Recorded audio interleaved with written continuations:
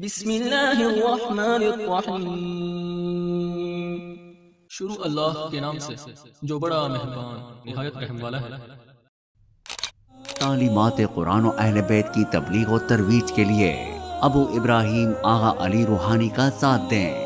ہمارا YouTube channel خود بھی سبسکرائب کریں اور اپنے احباب کو بھی دعوت دیں۔ اعوذ باللہ من الشیطان الرجیم، بسم اللہ الرحمن الرحیم، الحمد للہ والصلاۃ والسلام علی اہلہا، اللہم صلی علی محمد وآل محمد وعجل فرجہم۔ محترم ناظرین و سامعین، السلام علیکم ورحمۃ اللہ وبرکاتہ۔ آج کی نئی ویڈیو کے ساتھ حاضر خدمت ہے، میں ہوں علی روحانی اور آپ دیکھ رہے ہیں ہمارا آفیشیل یوٹیوب چینل۔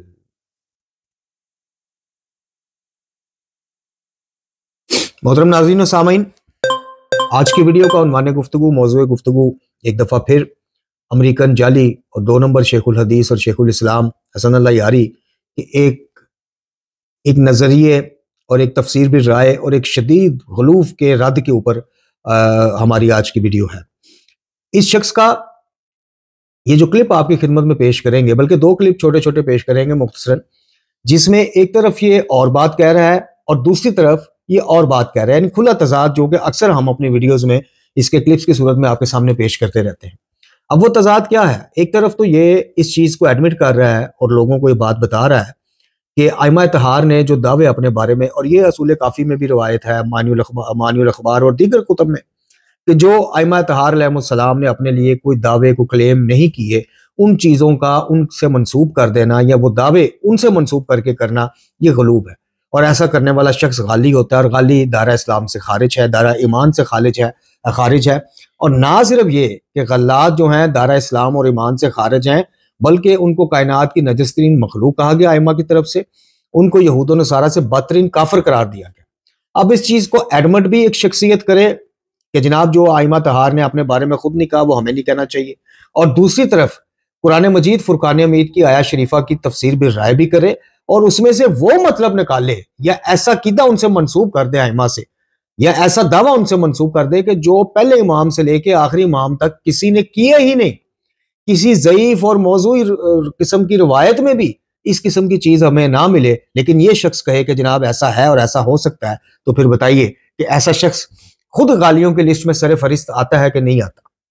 محترم ناظرین و سامعین، جہاں یہ شخص امریکہ میں بیٹھ کے مکتب تشیع کے نوجوانوں کے ذہان کو گمراہ کر رہا ہے، یعنی ہمارے ائمہ اہل بیت علیہ السلام نے کسی بھی شخصیت سے، ہم جناب ام المومنین جناب عائشہ رضی اللہ عنہا کے حوالے سے جنگ جمل کی تاریخ دیکھ لیں، ہم خلفاء ثلاثہ کے حوالے سے خلافت اور امامت کے معاملات دیکھ لیں، جہاں یہ سارے علمی اختلافات یا تاریخی اختلافات موجود ہیں، وہیں پہ ہمارے سامنے سیرت اہل بیت علیہ السلام بھی موجود ہے۔ اب آپ یہ دیکھیے کہ ایک طرف آپ کو یہ بتایا جاتا ہے بچپن سے، یا ہم برادران اہل سنت کو جو عقیدہ امامت کا دفاع پیش کرتے ہیں، اس میں ہم سب سے پہلے بات یہ کرتے ہیں کہ امامت جناب تحفظ اسلام، تحفظ عقائد، تحفظ قرآن، تحفظ احکام، ان ساری چیزوں کی محافظت کرتی ہے، تحفظ کرتی ہے، اس چیز کا نام۔ اور دوسری طرف جب ہم کہتے ہیں کہ جناب خلفاء ثلاثہ سمیت جتنی بھی شخصیات سے کچھ اختلافات تاریخ نے بیان کیے ہیں شیعہ سنی کتب میں، تو وہاں پہ ہمیں یہ حسن اللہ یاری جیسے جعلی شیخ یہ بتاتے ہیں کہ جناب ائمہ طہار نے چونکہ تقیہ میں زندگی گزاری ہے، خود امیر المومنین نے خلفاء ثلاثہ کے نام پہ اپنے بچوں کے نام بھی رکھے تو تقیہ کی حالت میں رکھے۔ یہ حسن اللہ یاری کا ویڈیو موجود ہے جی، تقیہ تن رکھے، یعنی خائف ہو کے رکھے۔ پھر کسی ویڈیو میں یہ کہا جاتا ہے کہ جناب خلیفہ دوم نے جناب ام کلثوم سلام اللہ علیہ کا مولا علی کی صاحبزادی کا رشتہ مانگ لیا، تو جناب امیر کائنات اتنے پریشان ہو گئے کہ ان کو دھمکی لگائی گئی کہ اگر تم نے رشتہ نہ دیا تو اے علی آپ پر کوئی چوری کا معاملہ ڈال کے آپ کے ہاتھ قلم کرا دیے جائیں گے۔ یہ میں آپ کو یاری مداری کا ایک وہ خلاصہ بتا رہا ہوں، ایک اس کے کلپ کا جو ہمارے پاس موجود ہے۔ تو جناب امیر المومنین نے ایک جننی سے مدد لی، ایک جننی کو جناب ام کلثوم کی شکل میں بنا کے ان کا نکاح خلیفہ دوم سے کروا دیا گیا۔ اس بدبخت نے جہاں یہ معاملات کیے، وہیں پہ اس بدبخت نے آج تک ہمارے سامنے جو ائمہ اہل بیت کی اخلاقیات کی تعلیمات ہیں کہ کبھی بھی ہمیں گالم گلوچ کی اجازت نہیں دی، بدتمیزی کی اجازت نہیں دی، بلا وجہ تکفیر کی اجازت نہیں دی۔ یعنی امیر المومنین علی بن ابی طالب علیہ السلام کی نظر میں اگر خلفاء ثلاثہ اسلام سے پھر گئے تھے یا ان کا اسلام ہی ثابت نہیں، تو پھر جناب امیر المومنین کی اپنی خاموشی کے اوپر بہت بڑا سوالیہ نشان خوارج اور نواسب جو ہیں وہ کر سکتے ہیں اور کرتے ہیں۔ اسی طرح دیگر ائمہ طہار امام جعفر الصادق علیہ السلام ہو، سید سجاد، امام باقر علیہ السلام، امام موسیٰ کاظم علیہ السلام، اختلافات منصب امامت اور خلافت کے معاملات میں انہوں نے واضح کہا کہ وہ ظاہر اپنے جد امجد امیر المومنین کو سب سے زیادہ اہل اور مستحق اور اللہ اور رسول کے بعد ولی اور امام سمجھتے ہیں، اور ہمیں بھی انہوں نے یہ تعلیم دی، لیکن ان اختلافات کی بیس پہ خلفاء ثلاثہ کے بارے میں گالم گلوچ کرنا، ان کی تکفیر کرنا، ام المومنین جناب عائشہ رضی اللہ عنہا کے حوالے سے نازیبہ گفتگو کرنا جو یہ کرتا ہے امریکی ایجنٹ، اس طرح کی تعلیم آپ کو کسی بھی ایک امام سے نہیں ملے گی۔ ائمہ طہار دشمنوں کو بلکہ قاتلوں کو شربت کے جام پیش کرنے والے، تو وہ ائمہ طہار ہمیں یہ اجازت دیں گے کہ ایک طرف تو ہم ان کے ساتھ رشتہ داریاں کریں غیر شیعوں کے ساتھ، ان کے جنازوں میں جائیں، ان کو اپنے ہاں مدعو کریں، سب کچھ کریں، اور ایک طرف ہم ان کے بزرگان کی تکفیر کریں۔ بھئی جس کے ائمہ کو جو نبی خدا صلی اللہ علیہ وسلم کے بعد جو ان کے ماخذ اور منابع ہیں دین حاصل کرنے کے، ان کو ہی آپ کافر سمجھیں گے، تو پھر ان کو آپ مسلمان کیسے سمجھیں گے؟ وہ بچے تو نہیں ہیں۔ دوسرا یہ ہے کہ جن کے آپ جس طرح آپ اہل بیت علیہ السلام کا مقام آپ کی نظر میں ہے، صحابہ کرام امہات المومنین کا ویسے ان کی نظر میں ہے، تو جب آپ سر عام اس کے کہنے پہ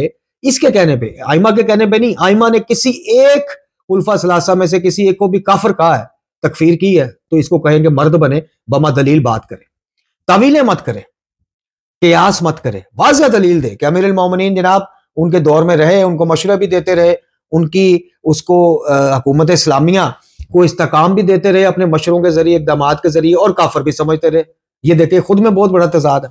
تو اگر کوئی ایک بھی دلیل اس شخص کے پاس ہے تو دکھائے، لیکن وہ دلیل خطبۃ البیان کی طرح گھڑی ہوئی دلیل نہیں ہونی چاہیے،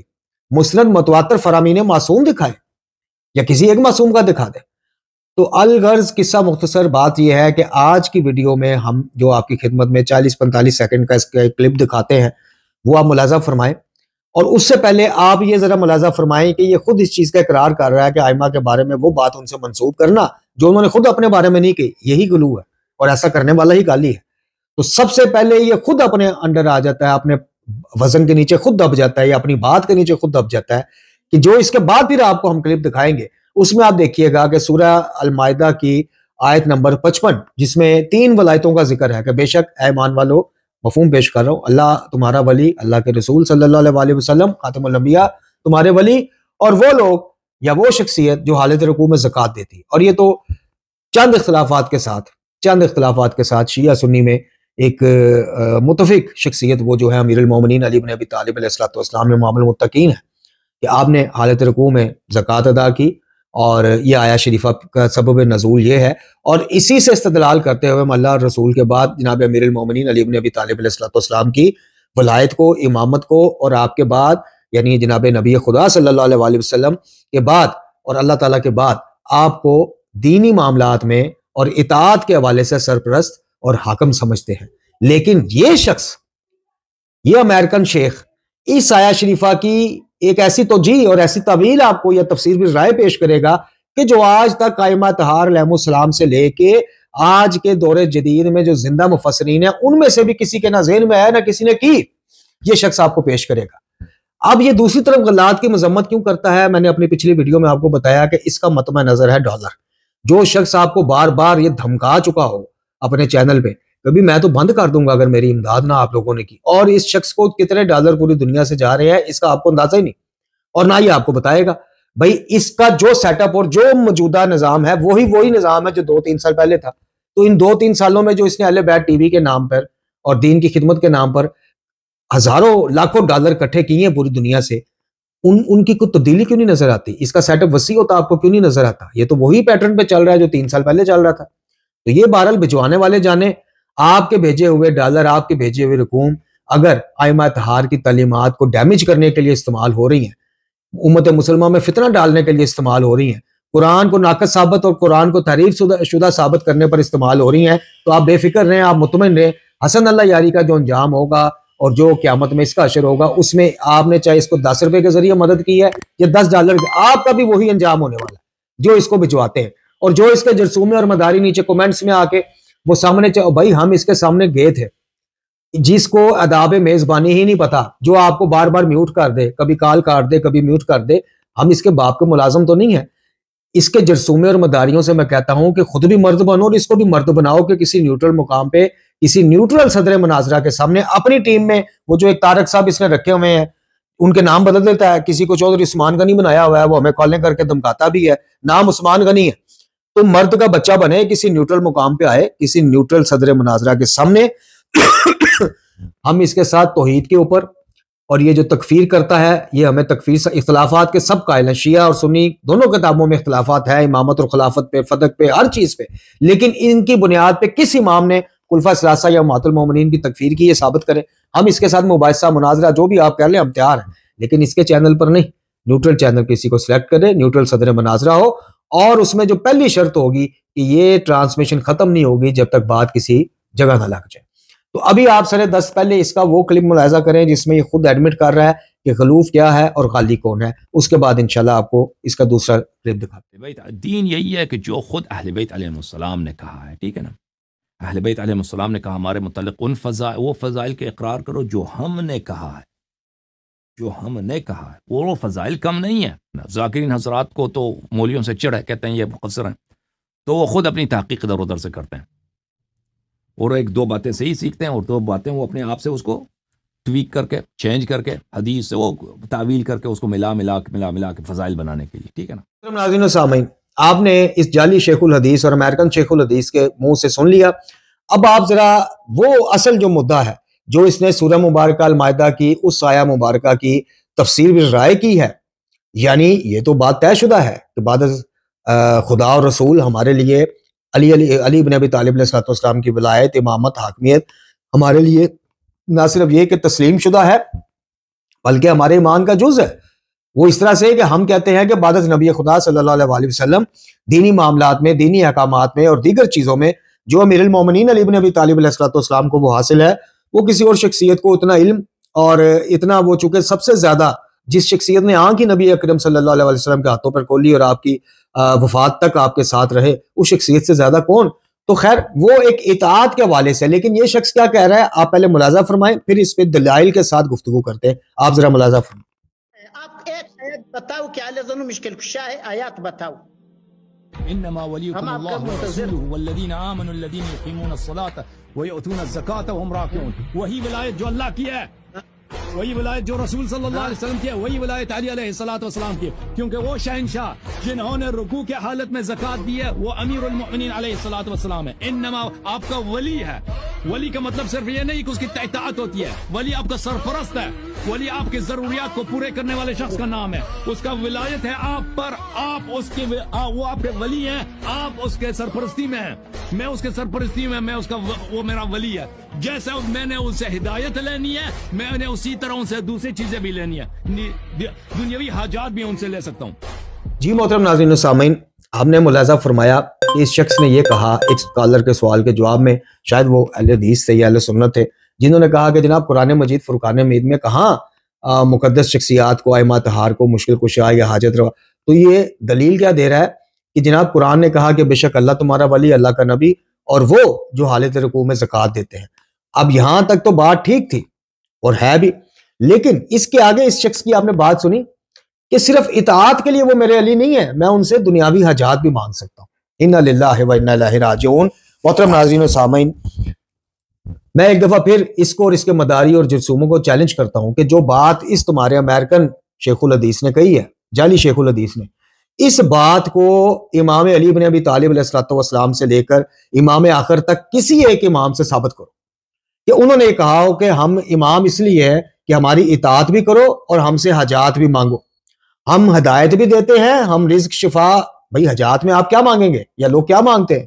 حاجات میں انسان اپنا رزق مانگتا ہے, کوئی اچھی جاب مانگتا ہے, کوئی شادی کے لیے وہ کرتا ہے, کوئی جناب شفا, صحت اور سلامتی. کسی ایک امام نے کہا ہو کہ ہم ہدایت بھی دیتے ہیں اور صحت, زندگی, شفا بھی دیتے ہیں, یا کسی ایک امام نے یہ کہا ہو کہ ہماری اطاعت بھی کرو اور ہم سے, جیسے یہ کہہ رہا ہے خود آپ نے سماعت فرمایا کہ ہم سے حاجات بھی طلب کرو. اب ولی کا اور امام کا مقصد کیا ہے یہ خدا ائمہ نے بتایا ہوا ہے. ابھی آپ کی خدمت میں اصول کافی سے بھی پیش کر دیتے ہیں اور دیگر کتب سے بھی پیش. اور پھر دوسری بات یہ ہے کہ یہ میرے سامنے تفاسیر کا ڈھیر لگا ہوا ہے, یہ تفسیر نور آپ دیکھ لیں جی. اس کے علاوہ ابھی میں پڑھ کے بھی آپ کو سناتا اگر یہ ویڈیو کی لینتھ لمبی نہ ہو جائے. تفسیر صافی دیکھ لیں, فیضان الرحمان, تفسیر الکاشف, اور کوئی سی بھی آپ تفسیر اٹھا کے دیکھ لیں, کسی ایک مفسر نے, کسی ایک محدث نے تاریخ میں, کسی ایک محقق نے اس آیہ شریفہ کے ذیل میں یہ کہا ہو یا لکھا ہو, کسی امام سے منسوب قول نقل کیا ہو کہ جناب ولی کا مطلب یہ ہے کہ ان کی اطاعت بھی کی جائے اور دنیاوی حاجات بھی ان سے مانگی جائیں. اگر ایسا ہے تو سب سے بڑا جو سوال پیدا ہوگا وہ یہ ہوگا کہ پھر اس چیز کے اوپر خود ائمہ اہل بیت نے عمل کیوں نہیں کیا؟ جناب امیر کائنات کی ولایت کو سامنے رکھ کے امام حسن علیہ السلام، امام حسین علیہ السلام، سید سجاد علیہ السلام سمیت دیگر تمام ائمہ نے کبھی براہ راست حاجات خود مولا علی سے کیوں نہیں مانگی؟ کیا معاذ اللہ جو علم یہ شیخ حسن اللہ یاری جعلی شیخ امریکن شیخ کے مداریوں اور جسوموں سے میں پوچھتا ہوں کہ کیا علم جو تمہارے اس جعلی اور امریکن شیخ کو ہے وہ ائمہ کو نہیں تھا؟ معاذ اللہ کیا وہ اس بات کی تہ تک نہیں پہنچ سکے؟ اور یہ پہنچ گیا، یہ استعماری جنٹ پہنچ گیا جرسومہ، ائمہ نہیں پہنچ سکے کہ جناب اس کے تحت تو ولی سے ہم براہ راست حاجات بھی مانگ سکتے ہیں. انہوں نے کیوں نہیں کبھی مانگی؟ کیوں کسی امام نے آج تک جناب امیر المومنین سمیت گزر جانے والے معصومین سے، یعنی ایک امام آتے ہیں، یہ ایک معصوم جب پہلے معصوم یا پہلے امام کی امامت ختم ہو جاتی ان کی شہادت کی وجہ سے تو پھر ہی دوسرے امام کی امامت شروع ہوتی. تو سید سجاد نے امیر المومنین سمیت جناب حسنین کریمین علیہ السلام سے براہ راست کبھی کوئی حاجت مانگی؟ دلیل پیش کریں. کبھی انہوں نے کہا ہو کہ ہم امام ہیں، ہم ہدایت بھی دیتے ہیں اور حاجتیں بھی پوری کرتے ہیں، رزق بھی دیتے ہیں؟ بتائیے کسی ایک میں. اب اطاعت امام کا مقصد کیا ہے؟ اللہ اور رسول صلی اللہ علیہ وسلم کے بعد جو ہم پر اطاعت امیر المومنین واجب ہے اس کا مقصد کیا ہے؟ حاجات مانگنا، دنیاوی چیزوں کی، مادی چیزوں کی طلب کرنا ان سے، یا یہ چیز ثابت کرنا کہ جناب عقیدہ تفویض والے مفوضہ بالکل ٹھیک کہتے ہیں کہ اللہ نے ان کو بھی سب کچھ عطا کر دیا، اللہ سے مانگ لیا یا ان سے مانگ لیا، بات ایک ہی ہے. مسئلہ صرف یہ ہے کہ یہاں پہ تھوڑا سا باریک بینی سے آپ دیکھیے، جائزہ لیجئے کہ یہ شخص، یہ 2 نمبر شیخ جہاں غلات کی مذمت کرتا ہے موحدین کو گھیرنے کے لیے، ان سے چندہ بٹورنے کے لیے، وہیں پہ غالی اور ملنگوں کو بھی دبے لفظوں میں اور انڈائریکٹلی سپورٹ کر رہا ہے. کیسے سپورٹ کر رہا ہے؟ کہ یہ تو مفوضہ کا عقیدہ ہے کہ جناب ان سے آپ اطاعت اور ہدایت نہیں لیتے، آپ ان سے حاجات بھی لیتے ہیں، اور وہ دیتے ہیں چونکہ اللہ نے ان کو دے دی ہیں ساری چیزیں. تو یہ جو کانسیپٹ ہے، یہ جو نظریہ ہے، یہ کسی امام کا اپنا بھی ہے یا امامت، فرائض منصبی امامت میں کیا کیا آتا ہے یہ خود ائمہ ہمیں بتا گئے. اسی اصول کافی کو آپ دیکھ لیجئے، یہ اس کی جلد دوم ہے، اس میں ایک پورا باب ہے، یہ آپ کی سکرینوں پر بھی ڈسپلے ہو رہا ہوگا. یہ اس میں جناب ایک باب نادر کے نام سے پورا باب آپ کو ملے گا جس کا عنوان آپ پڑھ سکتے ہیں کہ اس میں امام کی فضیلت اور امام کے اوصاف کیا کو بیان کیا جائے گا. اب امام کے جو اوصاف ہیں، چلے فضائل کا تو سب کو پتا ہے، اوصاف میں کیا کیا چیزیں آتی ہیں کہ ان کی صفتیں کیا کیا ہیں، ان کے فرائض کیا کیا ہیں، یا امام کیا کیا کرتے ہیں. کسی ایک امام نے یہ کہا ہو کہ ہماری اطاعت بھی کی جائے اور ہم سے حاجات بھی براہ راست مانگی جائیں. اور یاد رکھیے گا یہ اس نے مطلقاً کہا ہے حاجات مانگنا، اس نے ڈیفائن نہیں کیا باذن اللہ یا وسیلہ کے طور پہ یا التماس کے طور پہ، کیونکہ 2 ہی گنجائشیں نکلتی ہیں کہ آپ اللہ رب العزت کو ہستیوں کے مقام کا حق کا واسطہ دیں جیسے سید سجاد علیہ السلام نے دیا، دیگر ائمہ نے دیا، اور دوسری گنجائش جو زیادہ سے زیادہ نکلتی ہے کچھ روایات کی بنا پر وہ التماس دعا کی نکلتی ہے کہ جب ایک معصوم کسی معصوم کے مزار شریف پر، روضہ شریف پر جاتے تھے تو ان سے التماس کی، اللہ کے حضور شفاعت کی یا حاجات کی برابری کے لیے التماس کی کرتے تھے، مانگتے اللہ سے تھے. ان دونوں کے علاوہ کوئی گنجائش سرے سے نکلتی نہیں، یعنی یہ اللہ سے، خطاب اللہ سے کیا جائے، واسطہ ان ہستیوں کا دیا جائے. اور یہاں جب ان کے آپ حرم مبارک میں جائیں، اور یہ بھی ثابت کہیں سے نہیں ہوتا، یہ بھی میں آپ کو بتا دوں، حرم معصومین میں جب کوئی امام تشریف لے جاتے تھے تو وہاں پہ آپ کو ایک التماس کی صورت میں روایات ملتی ہیں کہ التماس کی جا رہی ہے صاحب حرم سے کہ اللہ کے نزدیک ہمارے لیے دعا کیجیے، دعا، التماس سے دعا. لیکن دنیا کے کسی کونے میں بیٹھ کے اللہ کو چھوڑ کے براہ راست وسیلے کو مخاطب کرنا کسی ایک امام سے آپ ثابت نہیں کر سکتے.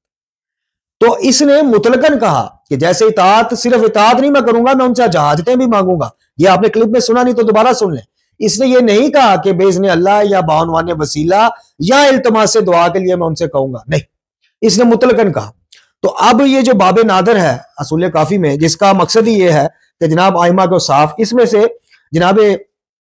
امام علی رضا علیہ السلام سے ایک طویل روایت ہے جس میں آپ نے بتایا ہے کہ امام کون ہے، ائمہ کے فرائض کیا ہیں، منصب امامت میں کیا کیا چیزیں آتی ہیں، وہ آپ پڑھ لیجئے گا.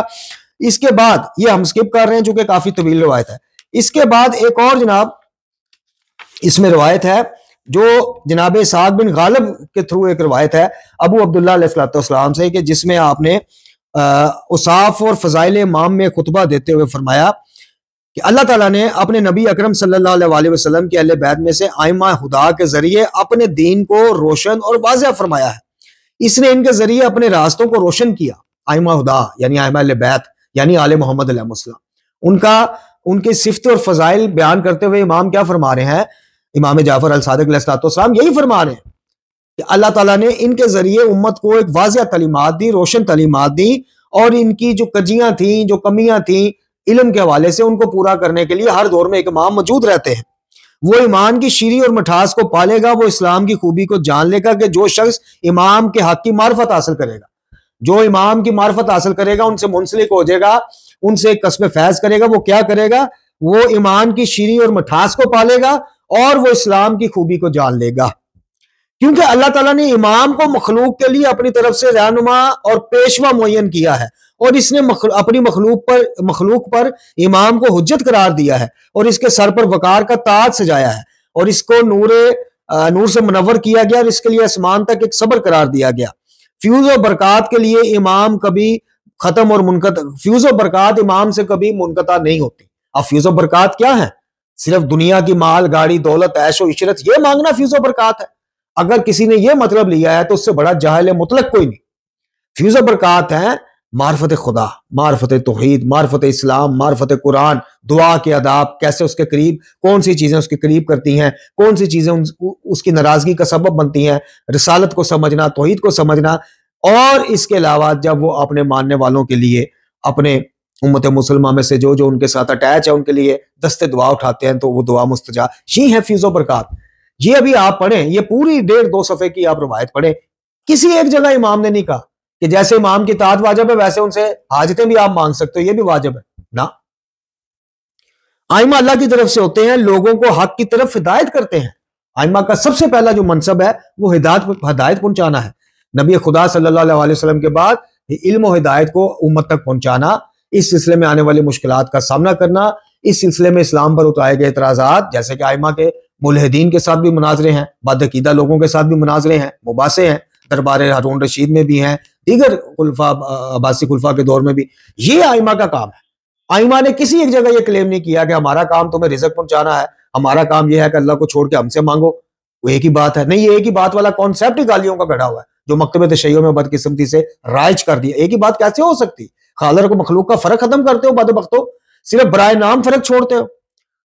کہ بس ان کو اللہ نہ کہو، باقی اللہ سے منسوب ہر چیز ان سے منسوب کر دو، کوئی بات نہیں، ایک ہی بات ہے. تو یہ اگر شرک نہیں ہے تو پھر شرک کہتے کسے ہیں؟ اس جعلی 2 نمبر امریکن شیخ سے پوچھیں کہ ایک طرف تو تم گالیوں کی مذمت میں ہر اس کو مانتے ہو، اور دوسری طرف سب سے بڑا غلو تم خود، سب سے بڑا غلو ہے یہ. یعنی یہ استحقاق صرف اللہ کا ہے کہ اس کا عبد، اس کی مخلوق جو ہے وہ اللہ تعالیٰ سے اپنی حاجات مانگے، راز و نیاز کرے، معافی مانگے، حاجات مانگے. یہ حق ہی صرف اس کا جس کی عبادت کی جا سکتی. نہ ائمہ کی عبادت ہو سکتی ہے اللہ کے علاوہ، نہ ائمہ سے دعا ہو سکتی ہے بقول ائمہ معصومین، خود ائمہ کا قول. تو یہ آپ پڑھ لیں روایت کہ وہ اللہ کی طرف سے ہوتے ہیں، لوگوں کو حق کی طرف ہدایت کرتے ہیں، لوگوں کے درمیان عدل کو قائم کرتے ہیں، وہ خدا کی حجت ہوتے ہیں، خدا کی طرف دعوت دینے والے ہوتے ہیں، اور خدا کی طرف سے مخلوق کی سرپرستی کرتے ہیں. اب یہ سرپرستی صرف اس عنوان سے ہے کہ ان سے حاجات مانگی جائے؟ نہیں، سرپرستی یہ ہے کہ ائمہ کے، ہاں جب بظاہر ائمہ کے دور میں لوگ ان کے پاس جاتے تھے کوئی قرض لینے، کوئی مدد کی طرف، وہ تو ایک بالکل جائز چیز ہے، وہ تو سرپرستی میں بھی آتی ہے ہر چیز. لیکن یہ کہاں ائمہ نے کہا کہ جب ہم میں سے کوئی معصوم چلا جائے تو آپ اللہ کو چھوڑ کے براہ راست اس معصوم سے، یا ائمہ نے کبھی خود ایسا عمل کیا ہو؟ بظاہر ائمہ کے پاس لوگوں کو آنا، ائمہ کا ان کی دنیاوی حاجات کے سلسلے میں ان کی مدد کرنا، کھانا تقسیم کرنا، اناج تقسیم کرنا، یہ تو اور چیز ہے. یہ تو وہ تعاون ہے جو سورہ مائدہ میں ہی موجود ہے کہ ایک دوسرے سے نیکی اور خیر کے کام میں تعاون کرو، اور ائمہ سے بڑھ کے نیکی کرنے والا امام وقت سے بڑھ کے کون ہوگا؟ اچھا، بندے ان کے ذریعے ہدایت حاصل کرتے ہیں. اب دیکھیں یہاں پہ یہ نہیں لکھا کہ ان سے حاجات حاصل کرتے ہیں. اور بھائی یاری کے مداریوں، اس سے کوئی سوال بھی کیا کرو نا جرسومو، کہ امام تو یہ فرما رہے ہیں کہ بندے ان سے ہدایت لیتے ہیں، حاجات لینے کا تو ذکر ہی کہیں نہیں. ہاں ان کے وسیلے سے اللہ سے حاجات طلب کرنا، یا جیسے میں نے کہا زیادہ سے زیادہ گنجائش نکلتی ہے کہ آپ التماس سے دعا کر سکتے ہیں، وہ بھی حرم معصومین میں جا کے. بندے ان سے ہدایت حاصل کرتے ہیں اور دین پر عمل کرتے ہیں، اور ان کے نور سے شہر آباد ہوتے ہیں، ان کی وجود کی برکت سے ثروت کے خزانے بڑھتے ہیں. خدا نے ان کو لوگوں کی حیات اور زندگی قرار دیا ہے، اور تاریکیوں میں ان کو چراغ قرار دیا ہے، اور کلام کی چابیاں قرار دیا ہے، اور اسلام کا ستون قرار دیا ہے. اب یہاں پہ بس امام وہ ہے جس کو منتخب کیا گیا ہے، جو مرتضی ہے، ہادی ہے، اسرار کا محرم ہے، امید دلانے والا ہے، نا امیدی کو دور کرتا ہے، اللہ کی رحمت سے قریب کرتا ہے۔ اب یہ بتائیں کہ اس میں کہاں پہ لکھا ہے کہ امام یا ولی، چونکہ ولی سے بات شروع ہوئی آیت ولایت سے، تو کہاں یہ لکھا ہے کہ ولی وقت جو ہے یا ولی وقت یعنی امام وقت جو ہے ان سے آپ اللہ کو چھوڑ کے حجات بھی مان سکتے ہیں۔ اب آ جائیں شیخ صدوق کی مشہور زمانہ کتاب مانی الاخبار، اس میں سے تو میں ایک روایت بہت ہی دفعہ پیش کر چکا ہوں محترم ناظرین آپ کی خدمت میں، جس میں خود امام علی رضا علیہ السلام بتا رہے ہیں کہ منصب امامت کیا ہے اور امام کے معنی کیا ہے۔ اب اس میں امام مبین کے معنی میں یہ ایک دوسری روایت ہے،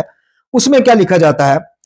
سلسلہ اسناد بیان کرنے کے بعد وہ کہتے ہیں کہ جی ہم سے بیان کیا احمد بن اسماعیل بن صدقہ نے، انہوں نے ابو جارود سے اور انہوں نے ابو جعفر امام محمد بن علی الباقر علیہ السلام سے، آپ نے اپنے پدر بزرگوار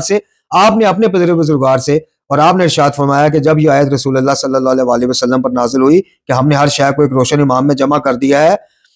سورہ مبارکہ یاسین کی ہے، تو آپ نے اس وقت جناب امیر المومنین کی طرف اشارہ کر کے فرمایا کہ علی بے شک امام مبین ہے اور میرے بعد تم لوگوں کا ولی ہے۔ اچھا، اب یہاں پہ یہ نہیں بتایا گیا کہ جو وقت کے ولی ہیں ان کے وہ کیا ہے، وہ آگے ایک روایت میں ہے کہ ان کے اختیارات یا ان کے اوصاف یا ان کے فرائض منصبی میں کیا ہے۔ اب امام علی رضا علیہ السلام سعید بن کوفی سے روایت ہے کہ آپ فرماتے ہیں کہ انہوں نے اپنے والد سے نقل کیا کہ امام کے لیے چند علامات ہیں، وہ لوگوں میں سب سے زیادہ علم رکھنے والا ہو، لوگوں میں سب سے زیادہ حکمت کا حامل ہو، لوگوں میں سب سے زیادہ متقی ہو، لوگوں میں سب سے زیادہ حلیم اور بردبار ہو، لوگوں میں سب سے زیادہ شجاع ہو، لوگوں میں سب سے زیادہ سخی ہو، لوگوں میں سب سے زیادہ عبادت کرنے والا عابد ہو،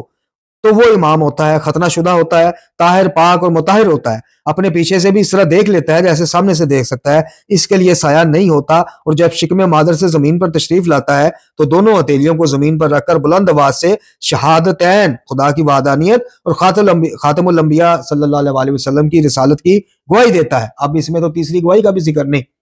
جی، وہ محتلم نہیں ہوتا، اس کی آنکھ سوتی ہے مگر قلب نہیں سوتا، اور اس سے باتیں کی جاتی ہیں۔ اب بتائیے کہ اس میں کہاں لکھا ہے کہ امام وہ ہوتا ہے کہ جو لوگوں کو حاجات بھی پوری کرتا ہے، اس سلسلے میں، غائبانہ سلسلے میں۔ ویسے تو کوئی امام کے پاس آ گیا اللہ کے نام پہ مانگنے یا حاجت لے کے، تو ظاہر ہے کہ وہ تو اپنا تکاف بھی توڑ دیتے تھے، وہ معاملہ نہیں ہے۔ وہ بظاہر میں نے آپ سے عرض کی وہ تو اسلام کا حسن ہے، اسلام کی تعلیمات اسلامیہ کا وہ تاج ہے کہ مستحق مومنین، ماڑے مومنین، غریب مومنین کے لیے کسی کام آ جانا۔ لیکن یہ کہاں لکھا ہے کہ امام وہ ہوتا ہے کہ جو دنیا سے چلا بھی جائے تو جیسے اس کی اطاعت واجب ہے ویسے اسے حاجات مانگنا بھی واجب ہے۔ اس کے بعد اسی کتاب میں آگے آ جائیے جناب، اسی کتاب میں عصمت امام کے معنی میں بھی کچھ امام کے اوصاف لکھے ہیں جن کا خلاصہ یہ ہے، روایات ہیں 3-4، اب ہم نے وقت میں اتنی گنجائش نہیں، جن کا خلاصہ یہ ہے کہ امام وہ ہے جو رسول اللہ صلی اللہ علیہ وسلم کے بعد امت کے لیے منارہ ہدایت ہے۔ آپ بعد از نبی خدا صلی اللہ علیہ وسلم ہدایت حاصل کرنے کے لیے محتاج ہیں امام وقت کے پاس جانے کے۔ تو محترم ناظرین و سامعین، یہ آپ نے چند احادیث، چند روایات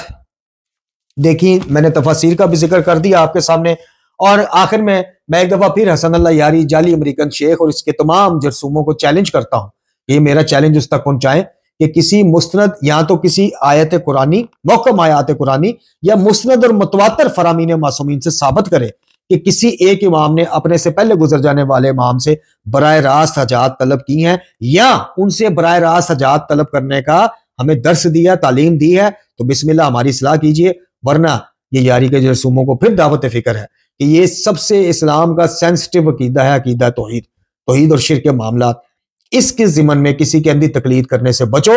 چونکہ شرک وہ واحد جرم ہے جو کسی صورت آخرت میں معاف نہیں ہونا۔ دنیا میں تائب ہو جاؤ، دنیا میں اصلاح کر لو، آخرت میں اللہ تعالیٰ اپنے فضل سے چاہے تو سارا کچھ معاف کر دے، مگر شرک وہ معاف نہیں کرے گا، چونکہ وہ قرآن مجید فرقان حمید میں 2 سے 3 مقامات پر یہ بات کر چکا ہے